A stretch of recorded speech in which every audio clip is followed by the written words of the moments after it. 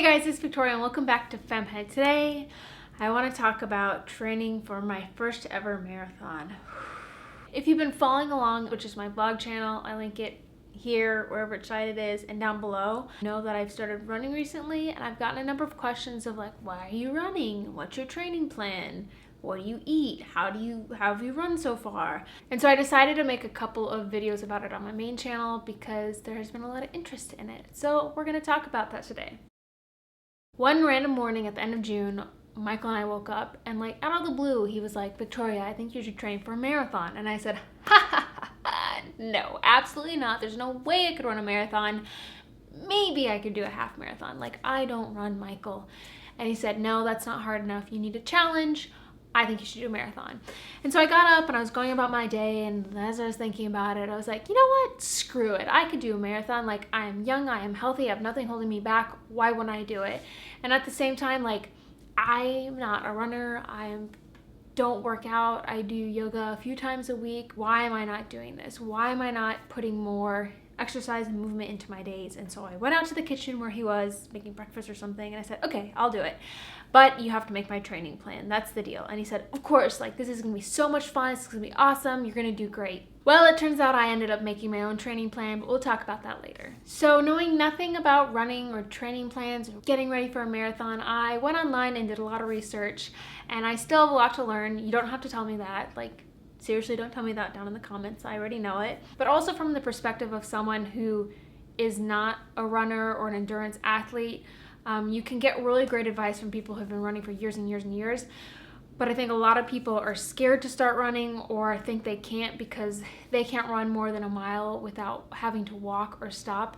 But I was there just a few weeks ago, not being able to run a mile without walking. This morning I just ran 8 miles without stopping. So you can do it, and I wanted to share my perspective as a non-runner, trying to be a runner, trying to train for a marathon. And just remember that all of this is just personal preference. It's things that have worked for me, and they could change in a week, in a month, depending on how training's going. And the first thing is running with a water bottle. Very early on in running, I realized that I did better when I had water with me, and I just kind of sucked it up and learned how to run with a water bottle. But the one thing I have realized is that not all water bottles are the same. And so here are two examples of water bottles. I have run with neither of these, but two similar to these. And you can see kind of on this one how it has like little indents, which makes gripping it so much easier. When your hand gets sweaty, and your hands get sweaty when you're running, when there's no grip or anything to like grab onto, it's so annoying to run with these sorts of water bottles that don't have anything. These sort of water bottles are kind of big for me still, and I normally don't fill them up all the way when I'm running. It just kind of depends on what distance I'm doing, but I am looking into getting a smaller one that's made more for running, but I have not gotten that yet. And having water, especially when it's hot, and it's summer here in Iowa when it's very hot, being able to swish around some like fresh water and getting rid of that taste in your mouth does a lot for like the mental well-being. Next up is crucial, I think, and it is a good pair of running shoes. I knew from the beginning that if I was going to do this, I was going to have to get a new pair of running shoes because I have not gotten a pair of running shoes in a number of years because I don't run. It is important to take care of your feet because that controls your joints and everything, and I don't want to be in my 90s and cursing myself at 26 for not getting a good pair of shoes when I was running a lot. So I went into a store that was a running shoe store, and that's what they did. And I took in my old pair of shoes and I said, this is what I'm doing. These are the shoes I'm running in. This is what I don't like about them, and this is what I want.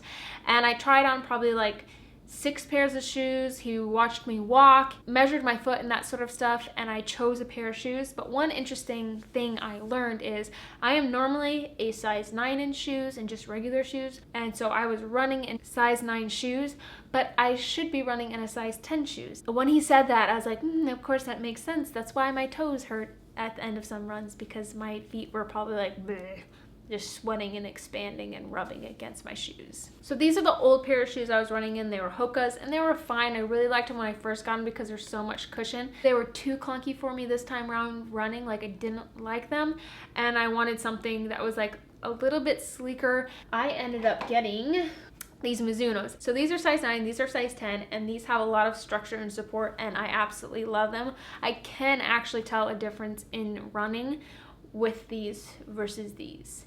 I love these. Next is headphones. I have always just used earbuds like these from the drugstore, and I cannot stand running or exercising in these because they always get pulled out of my ears, like completely or a little bit, and I'm always just sitting there like fidgeting and messing with them and completely distracted from what I'm actually trying to do. It was to the point where like I didn't run with headphones, music, podcasts, anything for like the first 2 weeks because I hated them so much. And the universe was listening and reached out via an email from a company in Sweden called Studio, and they make headphones. How perfect. And I get a lot of offers for like crap products, like here, take this, talk about it on your channel. And I never do, and I normally don't even read the emails, but something about this called out to me, and I looked at it, I looked at the company, and I said, headphones, perfect. And these look like really nice headphones. Please then send me a pair of your headphones. So I went with the Studio Regent headphones in white, and a lot of people are gonna be like, you're bonkers, those are not running headphones, girl, those aren't exercise headphones. But screw that, I say, you can do whatever you want. I wanted a multi-purpose headphones. I use headphones all day, every day, editing videos, traveling, now exercising and running. These ones are awesome because if you can't notice, there is no cord. There is nothing to get wrapped up and annoy me. They are wireless, they are Bluetooth headphones, and you put them on and you forget about them. The thing between these and like earbud headphones, even if they're wireless earbud headphones, I don't know if I have like large ear canals, but moving a lot and the headphones doesn't work well. So these, you just like attach them to your head and you're good to go, and you just run.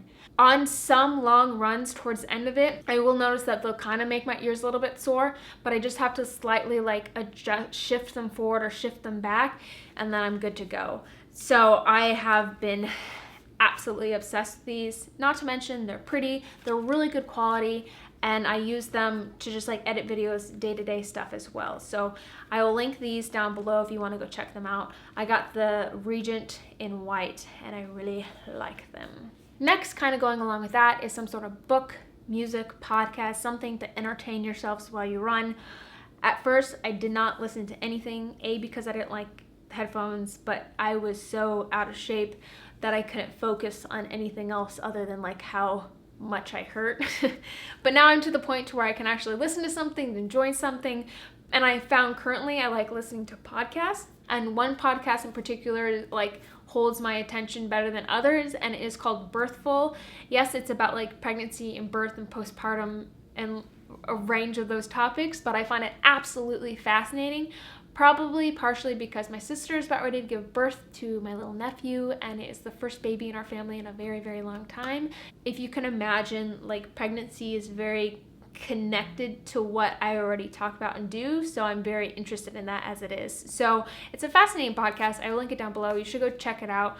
Even if you're not pregnant or planning on getting pregnant very soon, go listen to it. Next is kind of back to something to wear. So I don't like running with a bunch of fabric on me. I don't like exercising with a lot of fabric, and I never thought I would be this person, but I really prefer running in spandex shorts. It's hot here in Iowa, and like less is more. The less I wear, the happier I am, the better my runs go. And so I have 3 pairs of spandex shorts that I run in. I got these back in March. We were in Texas. It was before we were going on our cruise with Michael's family.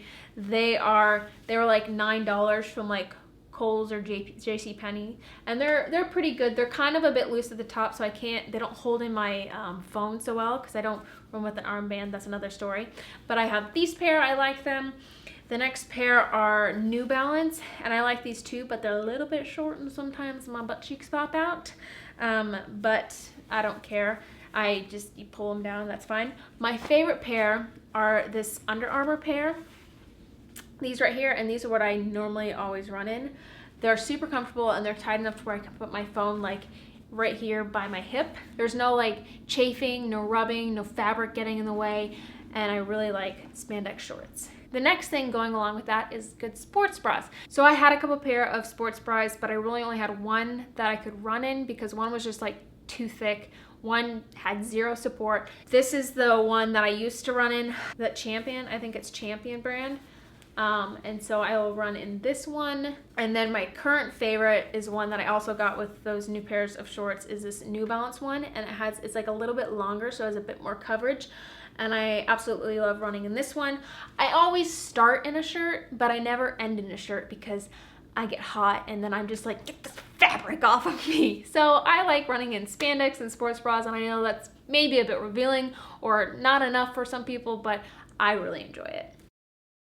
The first one is to plan, obviously. When I went on my first run after deciding I was gonna train for a marathon, I was like, I'm just gonna go out and see how it goes. And Michael's like, that's a terrible plan, Victoria. You're gonna make it hardly a mile and you're gonna say like, screw it, I can't do it. He's like, go and do blah, blah, blah, blah, blah. And it worked much better than I was planning on doing. And basically it was run for a period of time, walk for a period of time, run for a period of time, and do that for a certain amount of time. And it went a lot better. 2 weeks into running, I decided to quit waiting around for Michael to make my plan. I love you, but you didn't make my training plan. And I went on and made my own training plan. I researched what other people were doing. I took into account like where I was at in my running abilities and where I needed to be and how long of time I had. Also, in the beginning, I dedicated, I think it was a 3-mile run or a 5-mile run to just focusing on my breath. It was before I had my new headphones, wasn't running with headphones, and I had read online the importance of like breathing and running. I find that breathing helps me in my daily life, but then especially when I get to those moments in my runs where I'm like, oh my god, I'm dying, this is the worst thing ever, then I'm like, Victoria, like slow down your breathing, take deeper breaths, and just take a couple moments to focus on your breathing, and it brings me back to center. I catch my breath and I'm good to go. The next lesson is location, location, location. Running in a shaded, breezy, beautiful place is obviously so much better than a hot, muggy, sunny place, but you kind of have to find a balance between the two, because if you only train in like perfect conditions and then you get to your race and it's not the perfect conditions, you're gonna screw yourself over. So you want to have a range of things. It's just like only running on flat surfaces instead of hills and that sort of stuff. So switching it up, but also in switching it up, I find I really like planning out different routes in different areas, and it really helps keep things spiced up so I don't get bored with running, because almost every day I'm running in a different location. I will repeat them like every week, but going on a new run is a very exciting thing for me. The next lesson I've learned is timing, and in particular the time of day that you're running. So I went probably about a week trying to run at like 5 or 6 o'clock at night when it was like prime time heat and sun and just muggy, and it was not happy outside, and I would just suffer and my runs would be awful, and my confidence in like my ability to do this went and I was like, I don't know how I can do this. I can barely run 3 miles. There's no way I can run over 26 miles. But then I kind of had a breakthrough. I had this realization of like, why are you pushing yourself to suffer through heat when you could just run in the morning? And so I had an amazing week of running in the morning, and that's when I had my breakthrough of going from, being able to run 3 or 5 miles but having to stop every now and then to walk, to being able to run 8 miles without stopping. And the final lesson is food, and this is something that I knew from the beginning I wanted to focus on, because I didn't want to like screw up my body, screw up my cycle by not eating enough and not training too hard. So I really looked into like what people were eating, meal plans, and how I could make that vegan, what were some vegan alternatives for certain things, and mostly making sure I was eating breakfast, because that is not a meal I normally eat. 2 things that I have discovered that I prefer over some like running products, I suppose. There's a lot of like goos, gels, bars, energy things that people will eat or consume while they're running, and I not to the length of runs where I need to consume calories while running, but I will have some dates before running, and I plan on using dates during my longer runs instead of like goos and gels. And at the same time, Gatorade to replenish your body and the salts and stuff that you've lost. It has a lot of sugar in it. Gatorade has a lot of sugar in it, so I found a homemade recipe for like an electrolyte drink, and it's delicious. I made one with watermelon this morning and it was delightful. Okay, that's what I think I have to cover today. Like I said, I'm going to talk about this in future. If you want to see more on the daily scope of like what I'm eating, doing, running, that sort of stuff, make sure to follow my FemmeLife vlog channel. It's much more like the daily stuff that happens in my life, and if you're curious about that, you guys would probably like that channel. But that is what I have to say. Wish me luck, you guys. Thank you so much for watching. Don't forget to subscribe, and I will see you guys in my next video. Bye!